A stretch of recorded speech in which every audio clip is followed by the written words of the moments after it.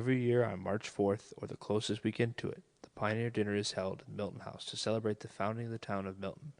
On March 4th, 1839, a party of 13 people led by Joseph and Nancy Goodrich arrived at a locked, red-frame building Joseph had built in Milton, though it would not be called Milton until a few years later. It had been a hard months-long journey from New York State, and they were all cold and tired and hungry. The thermometer read 0 outside, and the only thing ready to eat when they arrived was a pot of cold beans and some Johnny cakes that their house-sitter had left in the oven.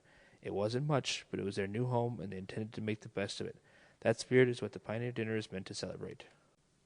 What a lot of people do not know is that something that happened 3 days later has been celebrated for far longer, and with more frequency. On the morning of March 7th, 1839, the group of pioneers settled into their house. Nancy Goodrich, her arm still in a sling from a broken collarbone she had suffered the first day of the wagon trip, cooked breakfast while the men went out over dozens of things they needed to do in order to get their farm ready for the spring. They had arrived in Milton far later than they had planned, and there was so much to be done. But something remained unsaid by all of them as they ate their breakfast. It was the Sabbath, and all the work they had to get done would need to wait till the next day if they were to honor the conviction in their hearts that the Sabbath was to be kept as a day of rest and devotion. Finally, Nancy Goodrich could bear it no longer and said, "This is the Sabbath, and how shall we spend it?" And after a moment of silence at this astounding announcement, someone said, "It is an important question." Their closest neighbors were the 10 members of the Crandall family. They had been living in the Milton area for the past 6 months with no fellow Sabbath keepers to fellowship with. Joseph resolved to travel to his friend's house and invite the Crandalls over to decide how they were to spend the Sabbath that day and for the foreseeable future.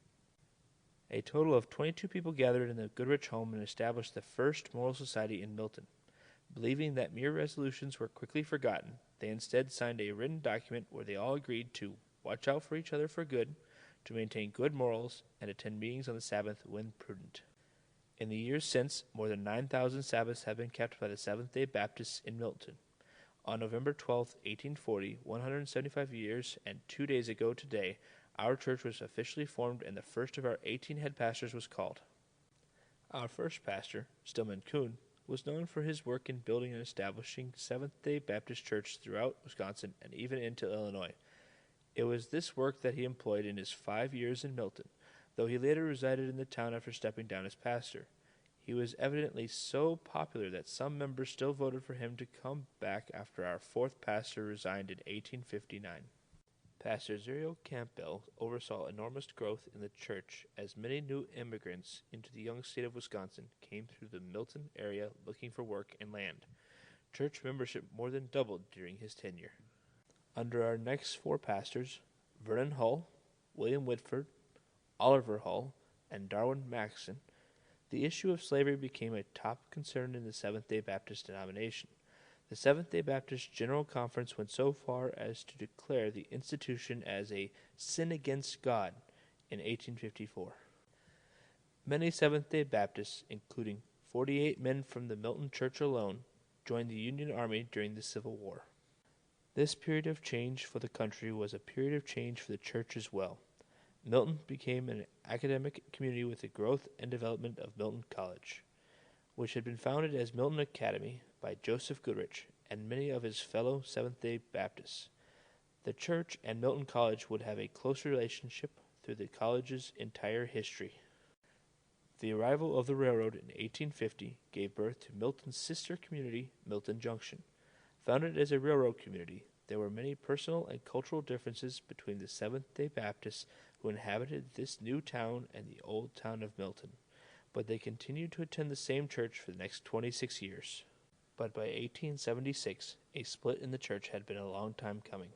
Many members in Milton Junction felt the need to have their own church separate from Milton Church. The divisions between church members had become so deep that Lester Rogers, the current Milton pastor, left to become the first pastor in the Milton Junction Church. This experience, though painful for everyone involved at the time, allowed both Milton and Milton Junction churches to grow and minister to their members in their own fashion, providing more opportunities for lay leadership in both communities. After such a split, a steady hand was needed to keep the church stable and growing. The church found that in new pastor Elston Dunn. His 20-year pastorship is the third longest in Milton's history. A former tax collector who had lost the use of one eye, His leadership and easy humor were exactly what the church needed. While the Wright brothers made their first flight, local ministry under our ninth pastor, Louis Platts, soared, adding over 150 new members in 13 years. A concern for things outside of Milton grew as well, with the women's board under Louis's wife, Emma, financing many mission trips. Platt's death in 1909 brought his service to the Milton Church to an early end. Later that year, Lester Randolph became the first graduate of Milton College to serve as pastor in the Milton Church.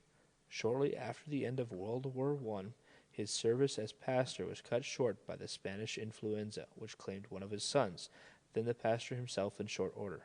He became the second head pastor in a row to die during his service to the Milton Church. After the sudden loss of Lester Randolph, a former pastoral assistant at the Milton Junction Church, Henry Jordan stepped in to fill the sudden void. After 5 years, however, he felt called back to his previous position as a minister to the mentally ill, and the church was ready for long-term leadership again. James Skaggs' leadership during the trying time of the Great Depression was noted by his neighbors and by his church. Many in Milton were left out of work and in dire financial straits by the harshest economic disaster in our country's history. Said a neighbor of his during his time in Milton, he was not a follower of the crowd, but stood out as a leader and a landmark in the several communities that were privileged to come under his spiritual leadership. With the Depression in full swing, the church was hit by hardship on another front. On Sabbath morning, November 26, 1932, the church burned down. Soot hidden by plaster was ignited, escaped through a crack, and caught the church on fire. Nearly everything was destroyed, including many church and society records. It was this tragedy that took up much of Carroll Hill's first few years as head pastor. After worshiping in temporary facilities for nearly a year, a new church, which stands today, was completed in 1934. Still in the height of the Great Depression, many of the men out of work came to help in the construction of their new house of worship. As World War II drew to a close and the Cold War raged, our next pastor focused his attention on youth ministry.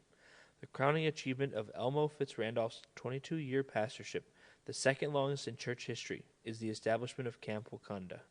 A forward-thinking man with a passion for youth ministry, Elmo went so far as to purchase a wooded lot across from the camp, a move that many thought careless at the time.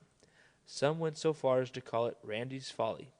But over the years, the sale of timber has netted 10 times the original purchase price, as well as providing a wooded area in an otherwise suburban sprawl. Our next two pastors, Earl Cruzan and Herbert Saunders, became well regarded for their denominational leadership and helped deal with the enhanced role the Milton Church would need to serve as the Seventh Day Baptist denomination moved its administration offices to the Janesville area. During Saunders' tenure, a new addition to the church building called the Burdick Wing was built and dedicated to administrative and Sabbath school uses. The longest tenured pastor at the Milton Church at 25 years, George Calhoun led the church from the triumphant days of the Soviet Union's collapse to the tragic days of 9/11, and beyond into the world of smartphones. In the 1990s, the church expanded its youth ministry by joining the Awana clubs, with many new families joining the church. George left the Milton Church in a position for success in 2015, as it didn't have to look far to find its next head pastor. An assistant pastor in Milton for 8 years, Nathan Crandall was called to be our 18th head pastor on August 29th of this year, leaving the future of the church leadership in good hands with both our new head pastor and current assistant pastor, Liz Green. Every one of us watching this, in one way or another, have been blessed with a passion for Christ and dedicated adherence to the Word of God of every one of our pastors, as well as the countless deacons, lay leaders, and everyday churchgoers over our 175 years. We thank God for each and every one of them and pray that He will continue to send more of them to us and to our children. The streets are